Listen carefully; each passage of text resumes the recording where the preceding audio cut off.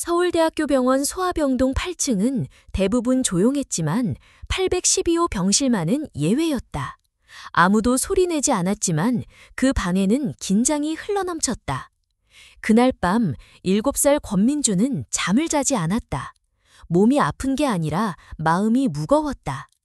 내일 아침이면 조혈모세포 이식 수술을 받을 예정이었고 그는 그것이 무엇을 의미하는지 또렷이 알고 있었다. 무서웠다. 말로 표현하지 않았지만 잠든다는 것이 두려웠다. 눈을 감았다가 다시는 뜨지 못할 수도 있다는 생각이 머릿속을 떠나지 않았다. 아버지인 권도현은 병원 내에서 가장 유명한 신경외과 교수였다. 민준의 상태를 가장 잘 이해하고 있는 사람일지도 몰랐지만 그날 밤 그는 병원에 없었다. 다른 병원에서 뇌출혈 환자에 대한 급한 협진 요청이 들어왔고 그는 급히 자리를 비워야 했다. 아버지가 없는 병실에서 민주는 혼자였다. 간호사들도 순회 시간 외에는 들어오지 않았고 민주는 혼자 이 넓은 병실을 마주해야 했다. 의자에 기대 앉아 조용히 중얼거린 그의 말은 자신조차 들을 수 없을 만큼 작았다.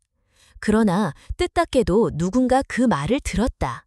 복도를 지나던 한소영은 밤 근무 중이었다. 26살의 환경미화론 후 이 병원에서 일한 지 1년이 넘었지만 여전히 누구의 이름도 외우지 못했다. 사람들은 그녀를 쉽게 지나쳤고 그녀도 늘 조용히 구석에서 청소도구를 챙기며 시간만 채웠다. 하지만 그날 밤 812호 병실 앞을 지나던 그녀의 발걸음이 멈섰다. 이유는 알 수 없었지만 어린 아이가 뭔가를 혼잣말로 중얼거리는 소리가 들렸다. 귀 기울이지 않으려 해도 들려버린 그 말은 너무 생생했다. 내가 자고 나서 못 일어나면 어떡해요? 소영은 고개를 돌렸다. 병실의 이름표에는 권민준 7세라고 쓰여 있었다. 짧은 순간 그녀의 가슴 한가운데가 뻐근해졌다. 몇 초간 망설였지만 그녀는 그대로 병실로 들어갔다. 아무도 그녀를 부르지 않았고 그녀는 그 누구의 허락도 받지 않았다. 그저 마음이 움직였기 때문에 걸음을 옮겼다. 민주는 낯선 사람의 방문에 놀라움보다 궁금함을 먼저 보였다. 그러나 소형은 아무 말 없이 조용히 다가가 옷의 주머니를 뒤적였다. 거기에는 그녀가 몇 년째 간직해온 작은 물건 하나가 있었다. 한때는 선명한 빨간색이었지만 지금은 색이 거의 벗겨진 나무 장난감 자동차. 그것은 세상에 하나뿐인 물건이었다. 그녀의 아들 재율이 생전에 가장 아꼈던 장난감이었다. 재율은 민준과 같은 나이였다. 3살 때부터 이 자동차를 들고 다녔고 병원에서도 늘 그것을 손에 쥐고 있었다. 그런데 결국 3살 차이 나는 미끄럼틀에서 떨어져 의식을 잃고 소아 집중 치료실에서 끝내 눈을 감았다. 그날 이후 소영은 그 장난감을 버리지 못했다. 책상 서랍 깊숙이 넣어두었다가 아주 가끔씩 꺼내서 손으로 만지곤 했다. 오늘처럼. 그녀는 그 장난감을 민준의 손에 조심스럽게 건넸다. 무언가를 설명하지 않았지만 민준은 그 물건이 단순한 장난감이 아니라는 걸 직감했다. 장난감 밑바닥에는 JY라는 이니셜이 손으로 새겨져 있었다. 아이의 손에 꼭 맞는 크기였다. 민준은 물었다. 이걸 갖고 있으면 덜 무서울까? 소영은 고개를 끄덕이며 말했다. 누군가에게는 그랬다고. 그 대화는 짧았고 민주는 조금 후 눈을 감았다. 숨소리가 안정되었고 방 안은 다시 조용해졌다. 소영은 말을 아끼며 침대 옆에 잠시 앉았다가 일어났다. 그녀는 자신이 무례한 행동을 한 것은 아닌지 걱정했지만 후회하지는 않았다. 장난감을 내어주는 데에는 많은 용기가 필요했지만 그 순간만큼은 이상하게 망설임이 없었다. 단지 그 아이가 너무 혼자였고 너무 무서워 보였기 때문이었다. 그러나 그녀는 알지 못했다. 그 순간 병실 문 바로 밖에서 누군가가 그녀를 지켜보고 있었다는 사실을. 권도연은 회진을 마치고 병원으로 돌아온 직후였다. 민준의 병실로 곧장 향한 그는 병실 안에 있는 낯선 여성을 보고 잠시 멈칫했다. 유니폼을 보자마자 그녀가 청소 담당자라는 걸 알 수 있었다. 그는 그 장면을 말없이 지켜보았다. 자신이 아무리 애써도 도달하지 못했던 아이의 불안을 그 여인이 조용히 녹여내는 모습을 바라보았다. 아무 말도 하지 않은 채 도연은 조용히 돌아섰다.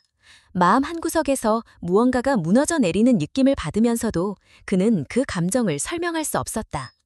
이튿날 아침 민주는 수술실로 옮겨졌다. 긴 시간의 수술이 이어졌고 의료진은 초조한 얼굴로 수술실을 오갔다.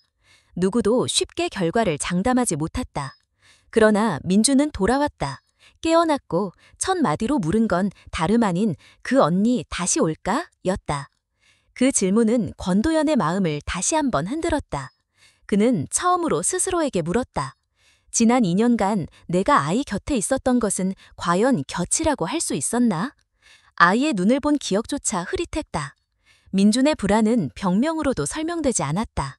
그것은 곁에 있어야 할 사람이 사라졌을 때 아이가 짊어져야 하는 침묵의 무게였다.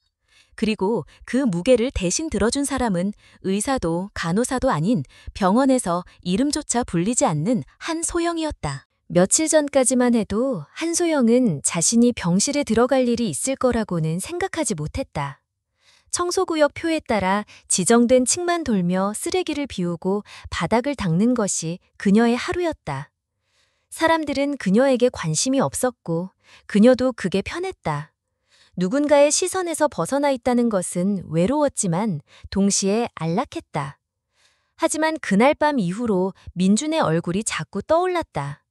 혼자 병실에 앉아 걱정을 말하던 아이의 표정은 그녀의 기억 속에 깊게 남았다. 집에 돌아가서도 가방 안주머니를 열어본 그녀는 다시 빈자리에 시선을 멈췄다. 익숙하던 그 장난감이 이제 없다는 사실이 낯설었다. 하지만 후회는 없었다. 수술 다음 날 점심 무렵에 쉬는 시간이 생겼다. 자동 판매기에서 캔커피를 뽑은 그녀는 잠시 주저하다 8층으로 향했다. 누군가 제지하면 금세 내려오려 했다. 하지만 아무도 그녀를 막지 않았다. 병실 문을 살짝 열자 침대 위에 앉아있던 민준이 그녀를 발견하고 환하게 웃었다. 그 미소 하나로 소영은 자신의 결정이 틀리지 않았다는 것을 확신했다. 그녀는 길게 머물지 않았다. 간단히 안부를 묻고 돌아섰지만 그 순간부터 민주는 매일 같은 시간에 그녀를 기다렸다. 소영은 본래 정해진 층만 돌았지만 점심시간이면 8층으로 올라가는 일이 자연스러워졌다. 민주는 그녀가 올 때마다 무엇인가를 보여주려고 준비했고 소영은 그에 맞춰 작은 간식을 가져오거나 짧은 이야기를 들려주었다. 무리하지 않으려 했지만 민주는 그녀와 나누는 그 짧은 시간이 하루 중 가장 평온한 순간처럼 보였다. 소영도 느꼈다. 병원이라는 공간 속에서 누군가와 진심으로 연결되어 있다는 감정은 참으로 오랜만이었다. 이런 변화는 민준만의 것이 아니었다. 권도현도 느끼고 있었다. 그는 민준이 웃는 모습을 보며 의아해했다. 수술 후 회복 중인 아들이 아픔을 참고 웃는 것일 거라고 생각했지만 곧 그것이 단순한 인내가 아니라는 걸 알게 되었다. 아이는 정말로 편안해 보였다. 처음에는 우연히 마주쳤던 그 여성 환경미화원이 이제 민준과 일정한 리듬으로 함께하고 있다는 사실이 분명해졌다. 도연은 회진이 끝난 후 병실에 잠시 더 머물며 그들이 나누는 이야기를 멀리서 듣곤 했다. 일부러 가까이 가지 않았다. 간섭하고 싶지 않았다. 어느 날은 그녀가 들려주는 이야기에 아이가 깔깔 웃는 소리가 복도를 울렸다. 의사로서 도연은 환자의 통증과 경과를 숫자로 확인했지만 아버지로서는 그 웃음이 어떤 약보다도 효과가 있다는 것을 인정할 수밖에 없었다.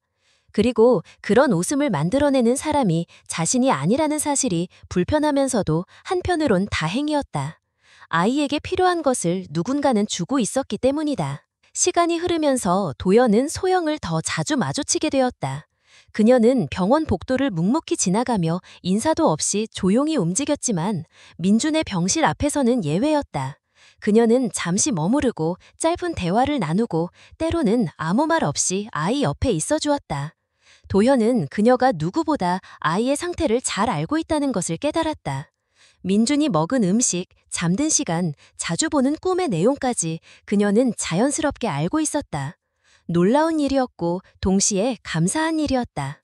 어느 늦은 오후 병동이 점점 조용해질 무렵 도현은 일부러 시간을 내어 직원용 휴게실로 향했다. 그곳에서 소영이 혼자 커피를 마시고 있는 모습을 발견했다. 그는 아무런 형식 없이 다가가 앉았다. 서로 몇 초간 말이 없었다. 먼저 입을 연 건 도현이었다. 그는 조심스럽게 감사의 인사를 건넸다. 민준이 웃고 편안히 자고 다시 장난감을 갖고 놀게 된 것은 그녀 덕분이라는 것을 인정했다. 소영은 잠시 놀란 듯했지만 곧 고개를 끄덕였다. 도현은 그날 처음으로 그녀에게 물었다. 그 장난감 누구의 것이었는지. 소영은 숨을 들이쉬고 천천히 입을 열었다. 자신의 아들 재율의 이야기였다. 6살 생일을 앞두고 있었던 아이. 동네 놀이터에서 미끄럼틀을 타다가 머리를 다쳤고 그 병원에 실려왔지만 깨어나지 못한 채 세상을 떠났다. 그 이후 그녀는 아무것도 버릴 수 없었다. 옷, 장난감, 심지어 병원 입원 시 쓰던 담요까지 모두 그대로 보관했다. 그러나 시간이 지나면서 딱 한 가지 그 장난감만은 항상 가지고 다녔다. 그것이 재율이 가장 아꼈던 물건이었기 때문이다. 소영은 민준을 처음 본 순간 재율의 얼굴이 겹쳐 보였다고 말했다고 했다. 같은 나이, 비슷한 눈빛, 같은 무서움. 그녀는 지나칠 수 없었다고 했다. 도현은 아무 말도 하지 못했다. 자신의 이야기를 꺼내야 할 타이밍이었지만 어떤 말도 입 밖으로 나오지 않았다. 그는 단지 그 자리에 앉아 그녀의 말을 들었고 그 시간 동안 두 사람 사이에는 말로 설명되지 않는 공감이 쌓였다. 고통을 겪은 이들이 나누는 침묵은 다른 종류의 대화였다. 그날 이후로도 도현은 그녀를 더 이상 청소 직원으로 보지 않았다. 그녀는 민준의 하루를 바꾸어준 사람이며 누구도 대신할 수 없는 연결고리였다. 그리고 그 사실 하나만으로도 도현은 처음으로 누군가에게 마음을 열 준비가 되었다는 걸 깨달았다. 그 마음은 작고 조용했지만 분명히 존재했다. 소영은 그날 이후로 매일 민준을 찾아갔다. 정해진 청소구역을 마친 뒤 잠시 쉬는 시간을 쪼개어 8층으로 올라갔다. 병원 규정에 어긋나는 일일 수 있었지만 아무도 말리지 않았다. 민준은 그녀를 기다리고 있었고 그녀는 아이의 표정을 외면할 수 없었다.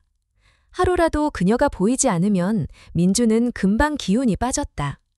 병원 생활의 고통과 불안은 그의 나이로 감당하기 어려운 무게였고 누군가 옆에서 소소한 이야기를 나누어 줄 때에야 그는 잠시 그 무게에서 벗어날 수 있었다. 소영은 간식을 몰래 가져오기도 했다. 포장지를 조심히 숨겨서 손에 쥐어주면 민준은 마치 비밀스러운 보물을 받은 듯한 표정을 지었다. 단순한 과자 하나가 아이에게 얼마나 큰 위안이 되는지 그녀는 알고 있었다. 어떤 날은 짧은 동화를 기억나는 대로 이야기해줬고 어떤 날은 아무 말 없이 침대 옆에 앉아 아이가 조용히 자는 모습을 바라봤다. 시간은 길지 않았다. 그녀는 항상 자리를 비워야 했고 그 사실을 민준도 알고 있었기에 둘은 많은 말을 나누지 않았다. 그러나 매 순간이 진심이었다. 민준은 점점 안정을 찾기 시작했다. 수술의 고통은 여전히 컸지만 그는 더 이상 밤에 혼자 울지 않았다. 병실에 혼자 있을 때도 장난감 자동차를 손에 쥐고 있으면 조금은 편안해졌다. 그 자동차는 단순한 장난감이 아니었다. 그것은 누군가의 기억이고 누군가의 사랑이며 지금은 용기의 상징이었다. 그 의미를 민준은 말로 표현하지 않았지만 소영은 그의 눈빛만으로도 충분히 느낄 수 있었다. 도현은 이런 변화를 지켜보며 복잡한 감정에 사로잡혔다. 자신이 아무리 노력해도 웃지 않던 아들이 이제는 하루에 몇 번씩 웃었다. 아버지로서 안심이 되었지만 동시에 자신이 하지 못한 역할을 누군가가 대신하고 있다는 사실이 마음을 무겁게 했다. 그러나 질투나 불편함보다 앞선 감정은 고마움이었다. 아이가 아파하는 것을 보는 것보다 더 괴로운 일은 아이가 아파하는데도 자신이 아무것도 해줄 수 없다는 무력감이었다. 소영은 그 무력감의 틈을 메워준 사람이었다. 처음엔 조심스러웠던 도현은 점점 그녀에게 말을 걸기 시작했다. 민준이 오늘 어떤 이야기를 좋아했는지, 밥은 잘 먹었는지, 통증은 줄어들었는지 묻곤 했다. 소영은 매번 정확하게 답했다. 때론 아이가 웃었던 포인트를 이야기해줬고, 때론 그날 민준이 왜 무기력했는지도 조심스럽게 전했다. 그녀의 말은 꾸밈 없었고 감정에 치우치지 않았다. 그 점이 도현에게는 오히려 더 신뢰로 다가왔다. 의사로서 그는 항상 객관적 데이터를 중요시해왔다. 그러나 자신의 아이가 대상이 되자 수치와 소견서만으로는 설명되지 않는 것이 있다는 걸 인정할 수밖에 없었다. 민주는 더 이상 고립되지 않았다. 그의 세계에 누군가가 조심스럽게 들어왔고 그 사람은 아이의 아픔에 진심으로 반응해주고 있었다. 그것은 의사로서의 기술이 아닌 인간으로서의 온도였다. 도현은 어느 날 민준의 병실을 찾았을 때 아이가 소영에게 조용히 속삭이는 장면을 목격했다. 무엇을 말했는지는 들을 수 없었지만 민준의 표정은 편안했다. 그 표정을 본 순간 도현은 자신이 아이에게 주지 못한 무언가를 그녀가 대신해주고 있다는 사실을 확실히 느꼈다. 그리고 그 감정은 이상하게도 슬픔이 아닌 안도였다. 그날 이후 도현은 민준과 소영 사이의 시간을 방해하지 않으려 노력했다. 오히려 더 많은 시간을 확보해주고 싶었다. 병원은 각자의 역할이 뚜렷한 공간이다. 의사는 진단하고 치료하고 간호사는 돌보고 관리한다. 청소직원은 청결을 책임진다. 그러나 그 경계가 감정사지 나눌 수는 없다. 누군가는 말 한마디 없이도 마음을 움직이고 아무런 의학적 지식 없이도 아픔을 덜어줄 수 있다. 소영은 그런 존재였다.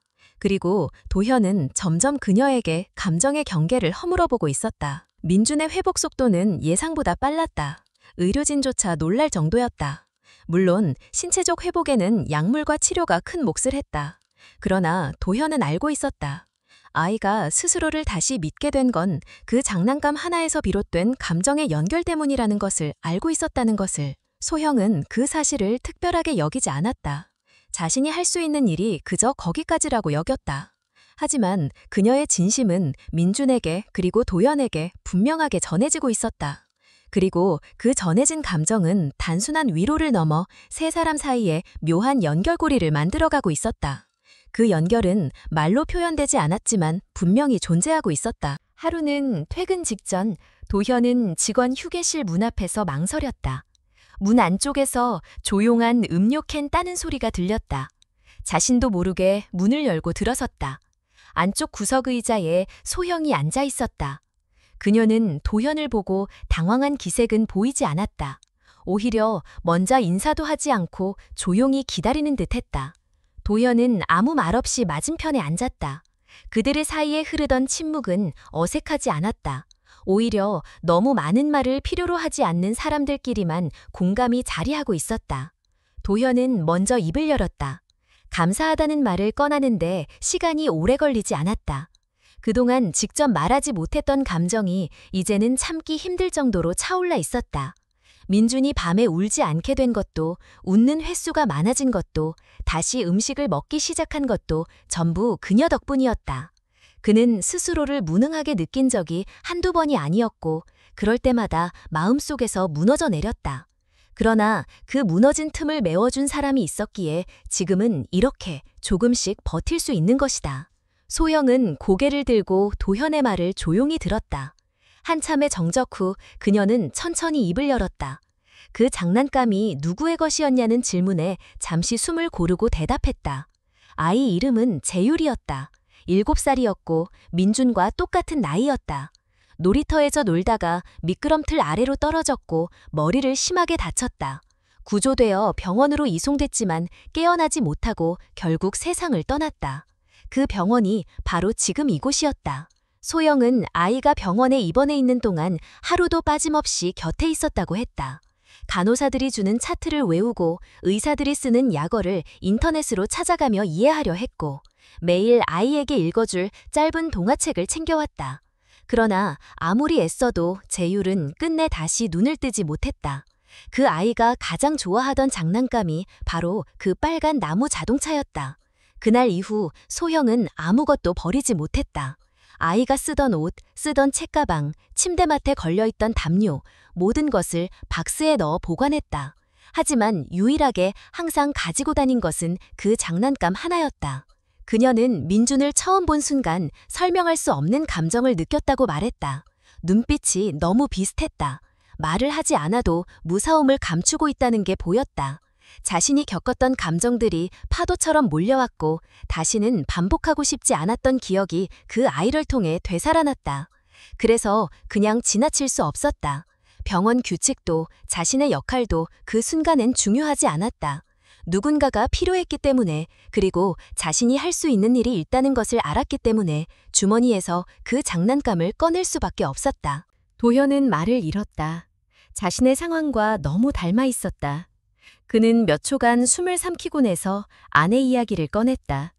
민준의 엄마는 2년 전 주말 저녁 마트에 가는 길에 음주운전 차량에 치였다. 마지막 통화는 단 2마디였다. 이따 봐. 그리고 조심히 가. 그것이 끝이었다. 통보를 받고 현장에 도착했을 때는 이미 아무도 말이 없었다. 아이에게는 엄마가 외출했다고 말했지만 며칠 후 아이는 직접 묻기 시작했다. 왜 엄마가 안 오냐고, 왜 전화도 안 하냐고. 그때부터 민주는 자주 울었고 점점 무표정해졌다. 아버지로서 그는 감정을 감췄다. 민준에게 흔들리는 모습을 보이면 안 된다고 생각했다. 하지만 그 결과 아이는 더 멀어졌다. 수술이 필요하다는 진단을 받았을 때도 그는 아이의 눈을 제대로 마주치지 못했다. 눈을 피했고 필요한 설명만 전달했다. 그가 알고 있는 방식은 그것뿐이었다. 그러나 그 방식으로는 아이의 마음을 다독일 수 없었다. 소영은 도현의 이야기를 조용히 들었다.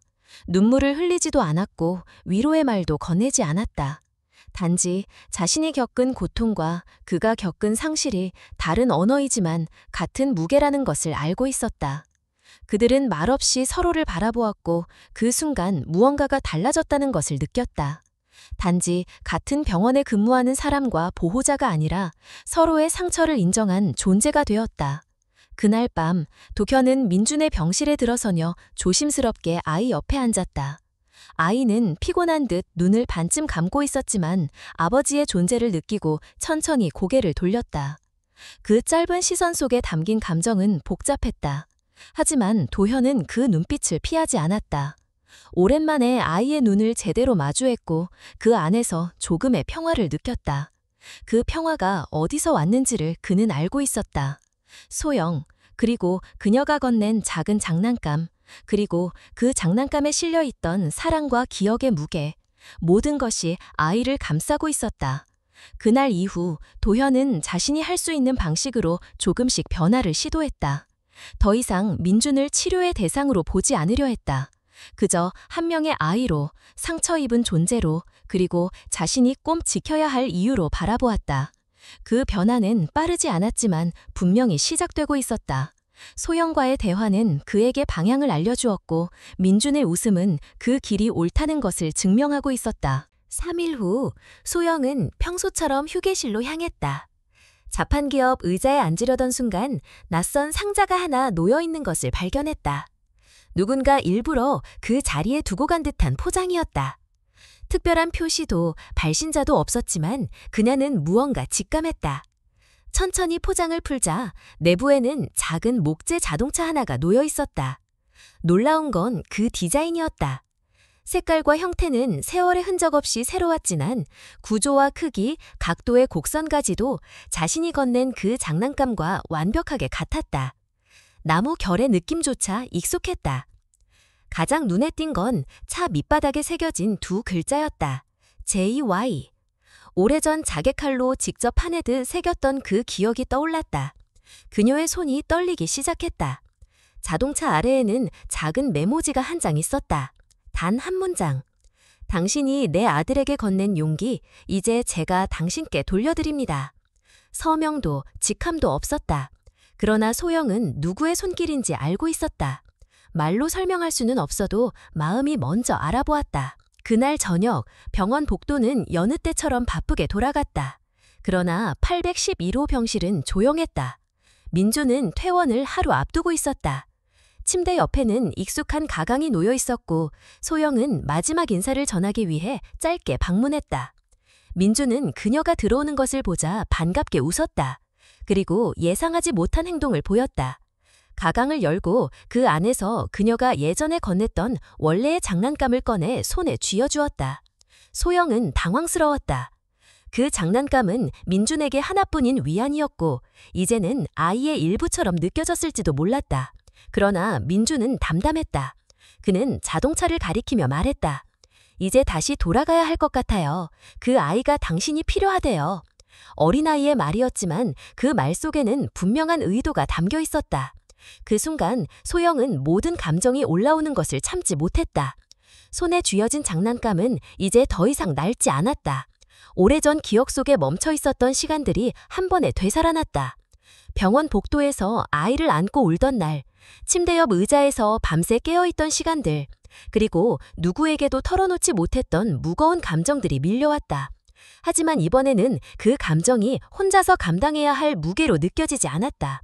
민준의 눈빛은 따뜻했고 그 진심은 모든 것을 덮을 만큼 강했다. 소영은 민준에게 고맙다는 말을 조용히 건넸다. 잘 지켜줘서 고마워. 짧지만 진심이 담긴 말이었다. 그녀는 아이에게 무언가를 주었다고 생각했지만 결국 자신이 더 많은 것을 받고 있다는 걸 그제야 깨달았다. 민준은 장난감을 돌려줌으로써 소영에게 새로운 의미를 건넨 것이었다. 그것은 단순한 물건의 반환이 아니라 기억의 순환이자 치유의 시작이었다. 그 이후 며칠 동안 소영은 병원에서 평소처럼 일했다. 특별한 일은 없었지만 마음속에 따뜻한 무언가가 계속 남아있었다. 민준과의 짧은 시간들이 남긴 흔적이었다. 그리고 이제 그녀의 손에는 2개의 자동차가 있었다. 하나는 오래된 원본, 또 하나는 새롭게 만들어진 복제품. 둘은 닮았지만 완전히 같지는 않았다. 하나는 과거의 아픔을 품고 있었고 다른 하나는 현재의 위로를 담고 있었다. 그녀는 2 자동차를 나란히 놓고 오랫동안 바라보았다. 긴 시간을 돌아 그 장난감은 다시 그녀의 손에 돌아왔다. 그러나 그것이 의미하는 것은 전혀 달라져 있었다. 예전에는 놓을 수 없어서 쥐고 있던 물건이었다면 이제는 돌아와야 할 곳을 알고 되돌아온 물건이었다.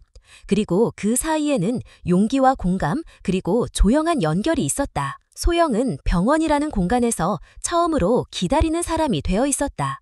누군가를 기다리는 게 아닌 무언가를 다시 시작할 수 있는 가능성을 기다리는 시간이었다. 민준이 다시 돌아올 수도 있고 아니면 평생 연락이 없을지도 몰랐다. 그러나 그건 중요하지 않았다.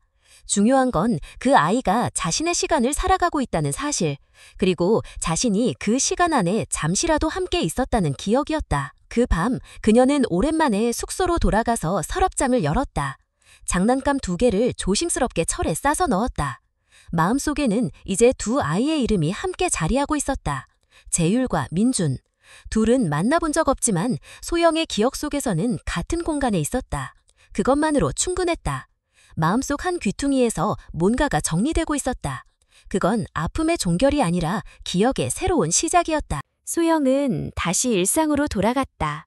아침에 출근해서 병동을 돌고 오후엔 쓰레기를 비우고 밤이면 천천히 걸음을 옮기며 청소구역을 마무리했다. 민준이 퇴원한 후 병원은 눈에 띄게 달라진 건 없었지만 그녀에게는 모든 것이 이전과 조금 달랐다. 그 아이와 보낸 짧은 시간은 누군가에게는 일시적이고 우연한 만남일지 몰라도 소영에게는 깊고 조용한 흔적을 남겼다. 가끔은 8125 병실 앞을 지나갈 때 걸음을 늦췄다.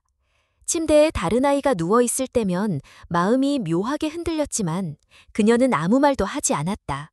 기억은 조용히 품는 것이지 끌어안는 것이 아니라고 생각했다. 대신 매일 밤 정리된 카트 옆에 장난감 2개를 잠깐 꺼내어 손에 쥐었다. 하나는 오래된 시간의 무게를 안고 있었고 다른 하나는 누군가의 따뜻한 감사를 상징했다. 2개의 나무 조각은 이제 그녀의 삶에 조용한 중심이 되어 있었다. 그날도 별다른 일 없이 교대 시간이 되었다. 근무를 마친 후 소영은 오래된 휴대폰을 꺼내 잠깐 이메일을 확인했다. 특별한 기대 없이 메시지함을 넘기던 중 낯선 주소에서 도착한 한 통의 메일이 눈에 들어왔다. 발신인은 없었고 제목은 단순했다. 장학금 안내. 처음에는 스팸일 거라 생각하며 무시하려 했지만 본문을 여는 순간 그녀의 눈동자가 흔들렸다. 메일의 내용은 길지 않았다. 그녀의 이름으로 등록된 장학금이 설립되었으며 간호학과 입학 시 정액 등록금과 생활비, 교재비가 모두 지원된다는 안내였다. 서류는 모두 준비되어 있었고 지원서만 작성하면 된다는 설명과 함께 하단에 단 한 문장이 덧붙여져 있었다. 그 밤의 용기를 기억합니다. 그 어떤 서명도 기관명도 없었다. 그러나 그녀는 그 문장을 보는 순간 마음이 먹먹해졌다. 정확히 누구인지 말하지 않아도 그녀는 알고 있었다. 그렇게 섬세하고 조용하게 표현할 수 있는 사람은 한 명뿐이었다. 누구도 알지 못한 그 밤의 짧은 행동이 누군가에게는 평생 기억될 일이 되었고 그 기억이 다시 그녀의 삶을 바꾸고 있었다. 그녀는 휴대폰을 내려놓고 천천히 숨을 들이쉬었다. 오랜 시간 자신이 한없이 작다고 느꼈던 자리에서 처음으로 자신이 누군가의 인생에 의미 있는 사람이었음을 실감했다. 며칠이 지나도 장학금에 대한 생각이 머릿속을 떠나지 않았다. 어린 시절 간호사가 되고 싶었던 기억이 떠올랐다. 아픈 아이 곁에 가장 오래 머물 수 있는 직업이라고 믿었던 그때의 마음. 현실은 달랐고 생활은 거칠었으며 그 꿈은 먼 얘기처럼 멀어져 있었다. 하지만 이제 기회는 눈앞에 있었다. 그리고 그 기회는 누군가의 조용한 손길로부터 전해진 것이었다. 그 주 일요일 그녀는 결심을 했다. 마음을 다잡고 오래된 옷장 속에서 단정한 원피스를 꺼냈다. 옷깃을 고치고 단추를 채우면서도 여러 번 망설였다. 그리고 마침내 작은 종이 상자를 손에 든 채 낯익은 주소를 찾아갔다. 집 앞에 도착했을 때 손이 떨리는 걸 멈출 수 없었다.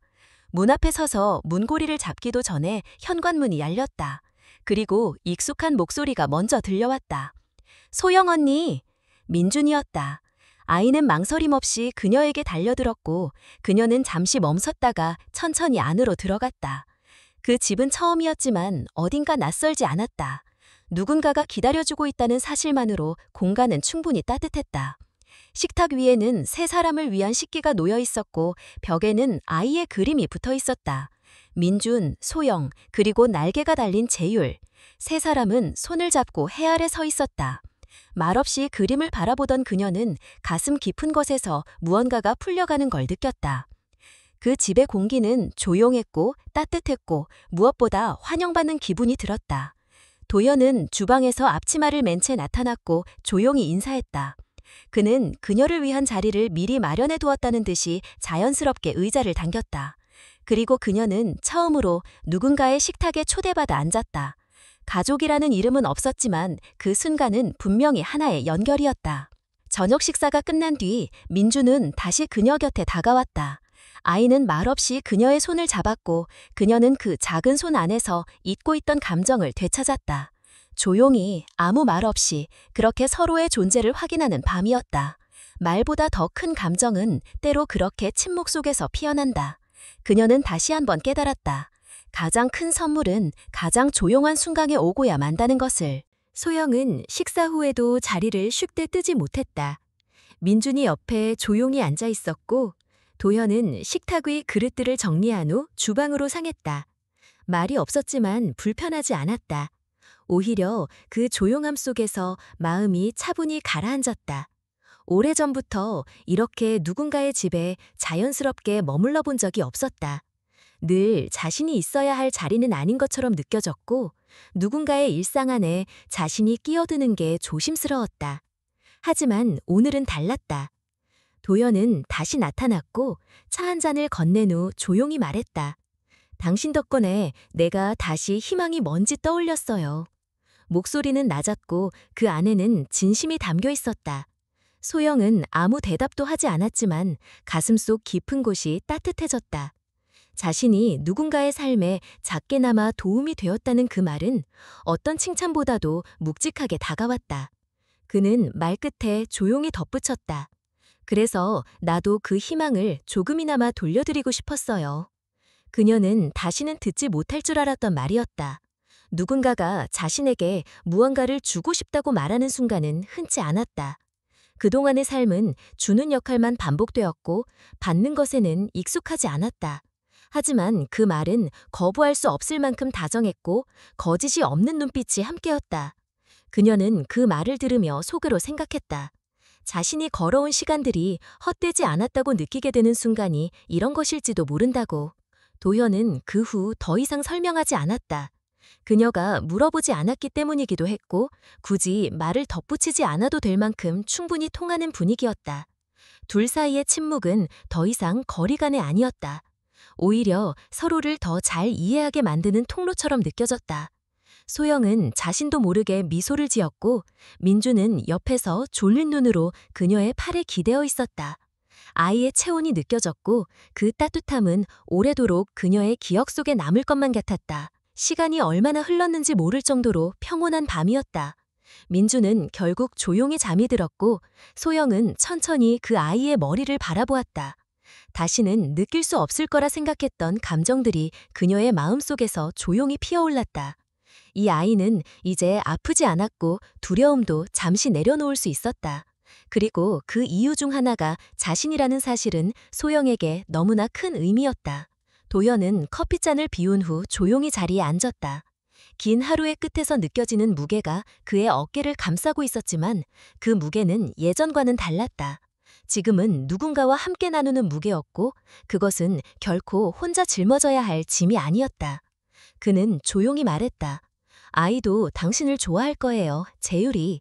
그 말에 소영은 고개를 들었다. 그 이름이 다시 입에 오르는 순간 그녀의 가슴은 울컥했지만 눈물은 흘리지 않았다. 단지 그 말 자체가 임에 충분히 위로였다. 소영은 속으로 대뇌었다. 재율이라면 분명히 웃었을 거라고. 민준처럼 따뜻한 아이를 좋아했을 거고, 도현 같은 아빠를 존경했을 거라고. 그리고 오늘 이 자리에 함께 있었더라면 조용히 그 곁에 앉아 있었을 거라고. 그녀는 아이의 이름을 마음속으로 여러 번 불렀다. 그리고 조용히 속삭였다. 그 아이는 이미 우리를 좋아하고 있어요. 밤이 깊어졌고 이제는 자리를 떠나야 할 시간이었다. 하지만 문 앞에 서서 신발을 신는 순간조차 발걸음이 떨어지지 않았다. 민준이 다시 깨어나면 어쩌지? 라는 생각이 머리를 스쳤고 도연은 조용히 말했다. 이제는 언제든 오셔도 돼요. 짧은 한마디였지만 그 안에 담긴 환영의 마음은 분명했다. 소영은 천천히 고개를 끄덕였다. 집으로 돌아가는 길, 그녀는 길게 숨을 내쉬었다. 마음속 깊은 곳에서 무언가가 정리되고 있었다. 오래된 죄책감, 끝나지 않은 그리움, 감춰둔 후회들이 조금씩 가라앉고 있었다. 삶은 여전히 쉽지 않았고 내일도 반복되는 일상이 기다리고 있을 것이다. 그러나 오늘 밤만큼은 그녀가 누군가의 기억 속에 따뜻한 사람으로 남았다는 사실 하나로 충분했다. 그 사실만으로도 그녀의 지난 모든 시간이 값지게 느껴졌다. 소영은 그날 이후에도 일상으로 돌아갔다.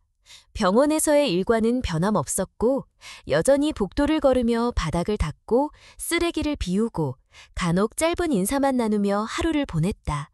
하지만 그녀의 마음은 이전과 달랐다. 눈에 보이지 않는 온기가 늘 함께했고 그 온기는 한 아이의 미소와 조용한 식탁 위의 대화에서 비롯된 것이었다. 가끔 힘든 일이 생겨도 민준이 건넨 장난감 자동차를 떠올리면 다시 일어설 수 있었다. 민준은 퇴원 후 건강을 회복해가고 있었고 종종 도연의 휴대전화로 사진이 도착했다. 소영은 말없이 그 사진들을 저장했다. 장난감 기차를 조립하는 모습, 유치원 발표회 무대에서 어색하게 선 아이, 가족 나들이 중 손을 흔드는 표정. 그 사진 속에서 아이는 생기를 되찾아가고 있었고 도연 역시 점점 웃는 얼굴을 보이기 시작했다. 모두가 조용히 서로의 삶에 섞여들고 있었다. 그날 오후 소영은 병원 근무를 마치고 버스 정류장에서 기다리던 중 메일 한 통을 확인했다. 장학금 등록이 최종 완료되었다는 통보였다. 다음 학기부터 정식으로 간호학과 1학번이 된다는 사실이 아직 실감나지 않았다. 40이 가까운 나이에 다시 책을 펴는 것이 두려움도 있었지만 자신이 가야 할 길이라는 확신은 분명했다. 누군가를 위해 곁에 서 있는 일이 이제는 직업이 될 수 있다는 사실은 그녀에게 다시 살아갈 이유가 되어주었다. 등록 확정 메일의 마지막 문자는 짧고 간결했다. 처음의 용기를 잊지 마세요. 그 문장을 읽는 순간 그녀는 휴대폰을 꼭 쥐었다. 긴 시간이 걸렸고 여러 번 포기할 뻔도 했지만 결국 누군가의 손길이 그녀를 이 자리까지 데려다 주었다는 걸 알고 있었다. 그리고 그 손길은 거창하거나 요란하지 않았다. 조용했고 진심이었으며 무엇보다 그 순간에 함께 있어 주었다. 학기가 시작되기 전 일요일, 소영은 다시 도연과 민준의 집을 찾았다. 예고 없이 찾아간 방문이었지만 문을 열자마자 민준이 환하게 웃으며 달려왔다.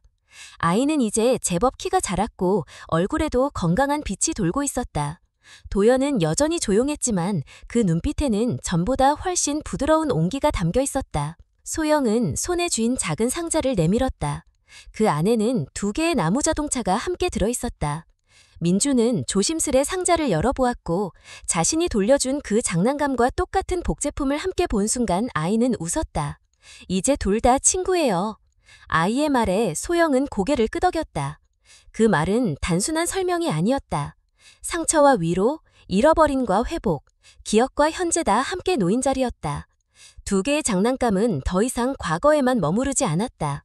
그것들은 앞으로의 시간을 함께 걸어갈 작은 동반자였다. 저녁 식사 후 도연은 민준을 재우고 거실로 돌아왔다. 소영은 소파에 앉아 있었다. 잠시 말을 잇지 못한 그는 조용히 입을 열었다. 우리는 가족이 아니지만 어쩌면 가족보다 더 가까운 사람이 된 것 같아요. 소영은 대답하지 않았지만 눈을 마주한 순간 모든 감정이 전해졌다. 혈연이 아니더라도 법적 관계가 아니더라도 사람 사이에는 분명히 함께 있음으로 정의되는 관계가 존재한다는 것을 그녀는 알고 있었다. 그날 밤 집으로 돌아오는 길에 그녀는 오랜만에 이어폰을 꽂았다. 평소 즐겨 듣던 노래가 흘러나왔고 가사 속 한 구절이 유난히 마음에 박혔다. 작은 손을 잡아준 그날 나도 처음으로 누군가가 되었다. 그녀는 눈을 감고 그 구절을 반복했다. 민준의 손을 처음 잡았던 그날이 떠올랐고 병원 복도에서 들려오던 숨죽인 울음소리, 그리고 장난감 하나가 만들어낸 모든 연결이 하나의 흐름으로 이어졌다. 사람은 누구나 무언가를 잃으며 살아간다. 어떤 사람은 가족을, 어떤 사람은 꿈을, 어떤 사람은 자신을 잃기도 한다. 그러나 때때로 그 잃어버린 조각은 전혀 예상하지 못한 순간, 전혀 예상하지 못한 사람을 통해 돌아오기도 한다. 그것은 거창한 기적이 아니다. 단지 누군가가 조용히 곁에 머물러주는 것, 그 존재만으로도 누군가는 다시 일어설 수 있다. 소영은 그날 이후로 자신을 다르게 보기 시작했다. 과거의 자신을 비로소 이해했고 더 이상 외면하지 않았다. 삶은 여전히 고단했지만 이제는 의미가 있었다. 그리고 그 의미는 누구보다 조용히 가장 작은 행동에서 시작되었다는 것을 그녀는 알고 있었다. 결국 가장 깊은 상처는 가장 조용한 사랑으로 치유된다는 사실처럼. 오늘의 이야기에 귀 기울여 주신 여러분께 진심으로 감사드립니다. 평범한 사람의 조용한 용기와 따뜻한 마음이 누군가의 인생을 어떻게 변화시킬 수 있는지를 함께 나눌 수 있어 깊이 감사한 마음입니다. 이야기를 통해 우리가 다시금 느낄 수 있었던 것은 큰 기적은 때때로 작고 소박한 손길에서 시작된다는 점입니다. 한 사람의 조용한 배려, 한 아이의 진심 어린 말, 그리고 서로를 향한 따뜻한 마음이 모여 삶의 방향을 바꿀 수 있습니다. 비록 우리가 모두 다른 시간을 살고 있지만 마음을 나누는 순간 우리는 연결되어 있습니다.